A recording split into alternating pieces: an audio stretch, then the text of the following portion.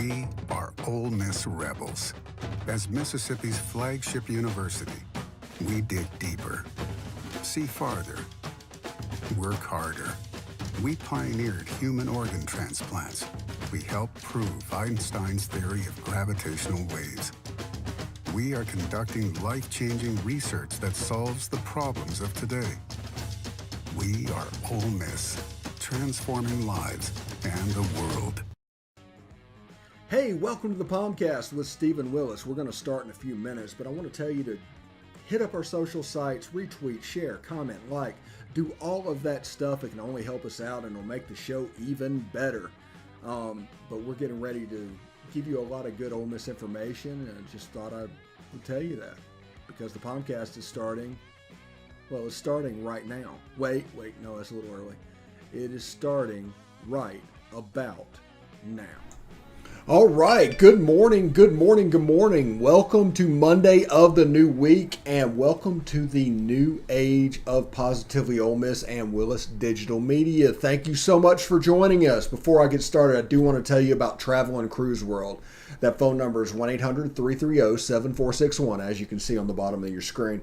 And what I'm trying to do here is, in this COVID era where everything's changing and everything's at a whim, you can't really count on anything. So this gives you a person on the ground that can tell you about mask mandates or whatever's going on, because we all know the Deep South right now is going through some things with COVID. So if you have questions about what each park is doing, give them a call at 1-800-330-7461. Ask to speak to Scott. Travelandcruiseworld.com. Travelandcruiseworld.com. Also, I want to tell you, let's see, today's show is going to be about this weekend scrimmage and what that means, and why I think Braylon Sanders is becoming that guy on the Ole Miss offense that we can all be excited about. And of course, you can see what's going on with our new Ole Miss, or Positively Ole Miss Premium package that is available. The first premium post went out today. Actually, we wanted to keep it tight. Anything that's print related will be unbelievably short, but we will give Patreons the ability to see it for three or 4 days earlier than everybody else. So that is what's going on. So my name is Stephen Willis. You can watch the show at The Stephen Willis or at Ole Positively, primarily Ole Positively, by the way. Facebook.com/POMcast. You can catch us on Positively Ole Miss on YouTube. Subscribe, hit the bell. You'll not only know that we're streaming, you'll know what we're streaming about. And of course, you can catch us on Twitch at Positively Ole Miss, all one word, lowercase. Podcast-wise, we're on Google Podcast, Apple Podcast, Stitcher, SoundCloud, Spotify, iHeartRadio, TuneIn Radio, and Pandora. We're also on numerous smaller podcatchers, but if we were to tell you about all of them, we'd be here all day. So that is a way that you can catch us. As you can see, we're practicing our technology of putting up tweets and how they rotate through. Not really rotating at the moment, but they'll be up for the duration of the chat. The chat is open. As you can see, every show the chat will be open. So the way you do it is just comment in the stream where you are, whether Facebook or Twitch or YouTube, and they will show up on this. All shows are going to go to having the chat up full time, including Beast of the East and Best of the West. And you already saw SEC After Dark last week doing it as well. So it's going to be up. Even if you can't see it, I can see it. And that is just one beneficial thing where, even if it's not there on your screen, I can see what's going on. I have a feed up where I am. So I'm pretty excited about Positively Ole Miss and Willis Digital Media, and we'll get to that in the second segment. But first, we're going to talk about the scrimmage. There's a lot being made of the offense and defense in scrimmage number one, and honestly, do not read too much into it. So you can script whatever you want to into a scrimmage. You can design it where the offense starts out with nothing but plays designed to give you an explosive because you know what they're going to do. And you can put the defense in a defense that is favorable for doing what you want to do. So if the defense had 4 good days in a row and they were really sowing their oats and they were, really feeling good about themselves, this would be a way to humble them. This would be a way to basically handle those guys and bring them back and refocus them. Let them know not to get overconfident. It was one of those moments to where that could happen.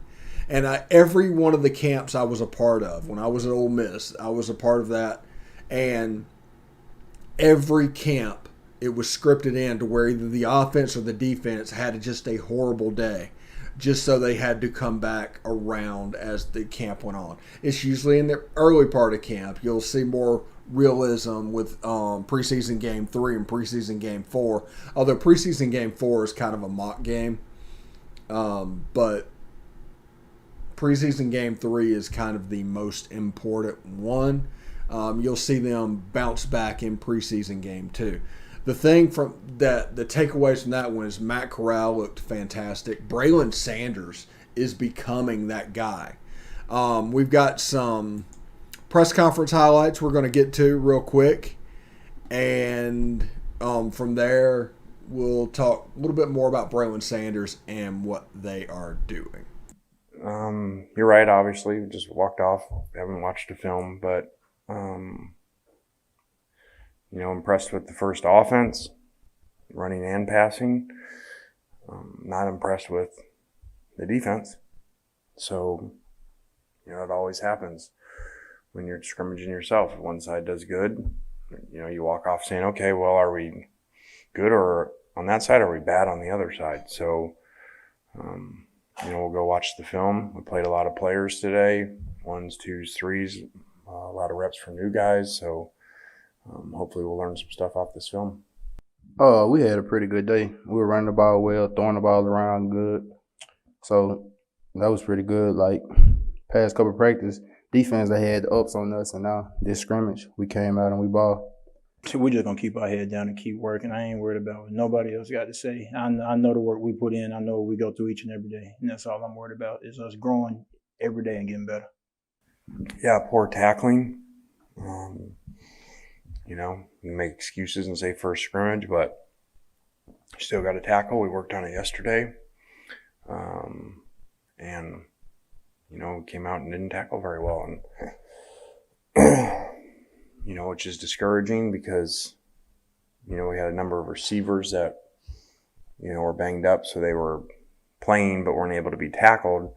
So a lot of it was just the running backs. And, 1s, 2s, and 3s missed tackles between the linebackers and the secondary. So a lot to learn. We go out there and do what we got to do, do the little things right. We can be one of the best in the nation. Yeah. It's hard to stop that offense. Lebby, he know what he doing. Kiffin, he an offensive mind guy, so it can be pretty special. There's always something to work on every day. Like nobody's perfect, but I see us growing. I see us developing. We got a lot of young guys coming along, some JUCO transfers coming along. So come September 1st, we'll be ready. Yeah, I thought in the second half, defense did a little bit better. Now the second half was not tackle, so that helps. But it did seem better. It was very frustrating first quarter defensively, especially to give up explosive plays like we did. I say we wasn't hitting in practice, so it's good taking some hits now, getting ready for the coming up for the up season, the up game. So that's pretty good. We get the hit. Basically, I want to leave it all on the field this year. I don't want no regrets holding nothing back. I'm gonna leave it all up to God, and I'm gonna keep my head down, keep working, make sure that at the end of this, I did everything I could to get where I want to be. Dannis had a couple opportunities today. He's done really good things. Wish he would have made. There's 2 plays today I wish he would have made, but he's had a good camp. And the rest of it just seems to be a mix of a lot of guys hurt and some guys that have done some good things, but, inconsistent. All right, yeah, there you go. One thing from the camp that is coming out is Braylon Sanders is kind of becoming that guy. And by that guy, I mean similar. Lane Kiffin uses an offensive weapon and schemes them open. They're going to run the offense through that person. They're going to do things like that. And that guy last year was Elijah Moore. Now, I'm not calling Braylon Sanders Elijah Moore. I'm saying that he's becoming that guy on this offense. So they're going to scheme him open. They're going to move him around. You will see him do double moves. Late in the season last year, his speed, he started to take over games. He started to do that even before he got hurt. And it's a shame that he got hurt in the season because of what that actually meant for him. He could have really taken a step in the game, and him and Dontario could have alternated on the outside, and the offense would have been unbelievably dangerous. As it sits now, Dontario was the breakout of that game. Everybody thought Dontario was going to come in here and be that guy. Everybody thought he was going to be okay. He was going to be in a position to be the focused receiver on this offense. But Braylon Sanders appears to be taking that step after one scrimmage. Now, we still have 3 scrimmages to go. There's a lot of competition left to go. There's young guys like Braylon Brown, J.J. Henry, Brandon Buckhalter that have 3 more scrimmages to move forward, to take that step that they need, to provide something a little bit different to the offense. And that's something we will see over the coming weeks. John Rice has that opportunity as well. Didn't hear him so much after the first scrimmage. That doesn't necessarily mean there's a problem or anything's going wrong. You just didn't really hear anything about him after the first scrimmage. Now, like I said, fine. Everything seems to be good. Everything seems to be going well. But there are weapons emerging on that offense. And the backfield, they are becoming the weapon of this offense. Jerry and Ely, Snoop Connor, Henry Parrish. I mean, it goes 5 deep at the moment. You talk about Kentrell Bullock. Those guys, several deep in the backfield, and they're becoming a weapon. So we're going to see a situation to where they use formation and what they're doing. There could be 2 of them on the field at a time, but Jerry could end up out at slot from time to time with Henry Parrish in the backfield. Jerry and Ely, as we saw under Rich Rod, was a jet sweep guy. He could run the jet sweep. Put him in the back at slot running the jet sweep. You have Henry Parrish running the zone. You have Snoop Connor if you want a thunder and lightning element to the run game. That will be available to you. But these guys are really stepping up, and they had a really good scrimmage one. Now, whether or not it was designed to be that way, who knows? Like I said, whenever I was at Ole Miss, every year there was a scrimmage that was scripted for one side of the ball to have a bad day. Every single one. And it was designed to keep those guys hungry, and they can come out and fight later on. So that's something to keep an eye on. So don't pay too much attention to the defense struggling in scrimmage one. They've been performing well. Everybody's been talking about them. This feels like one of those events. And yes, coaches do that all the time because it's a mini psychological game to add a little bit of doubt to get them to work a little bit harder and to find that next level. If there was really a problem with the defense, as we saw last year, they would talk about how many stops the defense was made to give them confidence. They even to this day, they talk about last year. Oh yeah, we stopped the offense from time to time last year. Yeah, okay, that's fine. But the reason that is to instill confidence in that unit. We are going to take a short break. When we come back, I'll give you a little update about me. Good news. Yeah, we did well. And I will tell you about Positively Ole Miss Premium, an offering that will be available for you really in earnest by the time the season starts, but we're going to start putting stuff up for Patreons now from time to time. It's not going to be great or anything like that, but it's going to be something that once everything starts, that's going to be the extra content that makes this valuable. We're going to take a short break. When we come back, we'll talk about that and some other stuff. Let me set this real quick.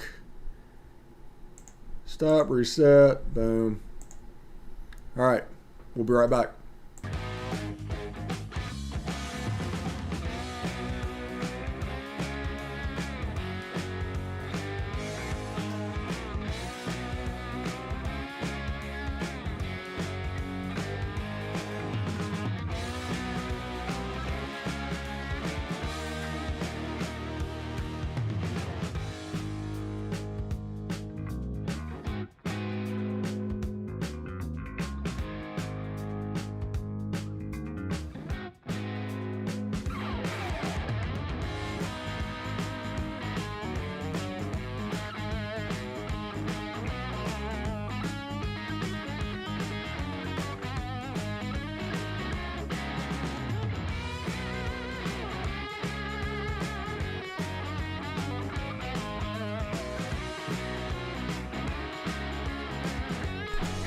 All right, welcome back to the POMcast. I'm your host, Stephen Willis, for this new era of POMcast that kicked off today. I'm pretty excited about it, if you can't tell. I'm very excited about it. I want to remind everybody that chat, even though you can't see it, is activated and will be activated for all shows. So any questions, anything you want to ask, that is going to be available to you. Also, do want to say the POMcast, Beast of the East, Best of the West, and SEC After Dark will remain free shows. Anything added onto it will go behind the Patreon. Now, Ole Miss, or Positively Ole Miss Premium, is going to be a little bit different.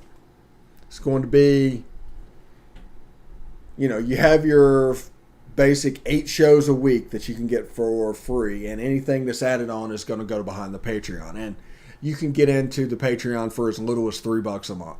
I mean, it's insanely, you can't even get a Big Mac meal for that. But it will provide us an ability to build a community, and that is the whole purpose behind this, is a community. I don't want 6,000 people subscribing. My goal is 400 people. And they subscribe and it becomes a community and it talks back and forth and we become protective of our own and we talk a little ball and we have a little time and we enjoy following Ole Miss and college football and all of those things. That's kind of the goal behind this, because I think I said last night, I'm not in this to be an influencer. I'm not in this because I have an ego, and I'm not in this to get rich. I'm just simply into doing this so that people will have an avenue to enjoy following college football and Ole Miss. That's the whole reason. Now, there's several steps that have been taken along the way. There's several things that caused this to be able to happen. And I'm not going to get into all that, but there are several people that don't have the wherewithal and the ability to do this. There are several people that don't have a huge studio in their house. So look at it like that. Look at it, don't necessarily pertain to me. I just want you guys to get truthful updates. Like the updates you saw off of Saturday's scrimmage. There's going to be people talking about how the defense the defense looked terrible. And yeah, but why? Nobody ever asked why. Was it because it was scripted that way? First play of the scrimmage, there was a shot taken. It looks like it was. The explosive plays were designed to get people open. Remember, there's nobody better at calling an offense than Lane Kiffin and Jeff Lebby. So if they want to, let's say, put the defense on blast a little bit, they could absolutely do that. So I wouldn't worry too much about that. I wouldn't wonder too much about that, because there are several people in several ways to handle what's going on.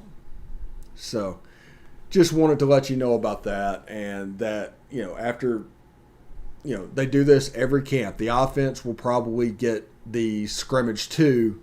The defense played well. It's the way it looks. It's all about optics and all about making those guys perform and give a little extra during camp. They're only human. And camp in Mississippi is no joke. This isn't like a camp in Wisconsin. This is no joke.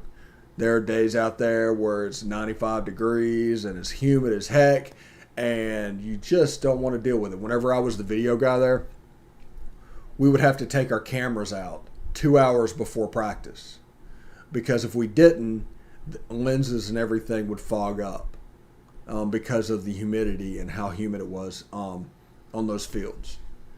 So just be wary. People are going to try and tell you and try and make this into a bigger deal than it is. And, just enjoy what's going on. Pay attention to what's going on.